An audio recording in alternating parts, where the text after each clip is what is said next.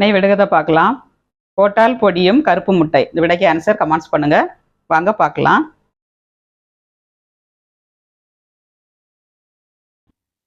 Evening ஸ்நாக்ஸுக்கு Maggi கிண்டியிருக்காங்க. ஒரு பேனில் 2 ஸ்பூன் எண்ணெய், ஒரு வெங்காயம், பீன்ஸ் 4 போட்டுக்கோங்க, கேரட்டு, கேப்சிகம் எல்லாம் போட்டு நல்லா ஃப்ரை பண்ணிக்கோங்க. பச்சை மிளகா வர மிளகா கட் பண்ணி போட்டிருக்கேன். காரத்துக்கு தகுந்தபடி போட்டுக்கோங்க. நம்ம காய்க்கு தகுந்தபடி உப்பு ஆட் பண்ணி நல்லா இந்த மாதிரி வேகவதுலையும் ஃப்ரை பண்ணிவிட்டு அப்புறமா லாஸ்ட்டில் நம்ம தக்காளி ஆட் பண்ணிவிடணும்.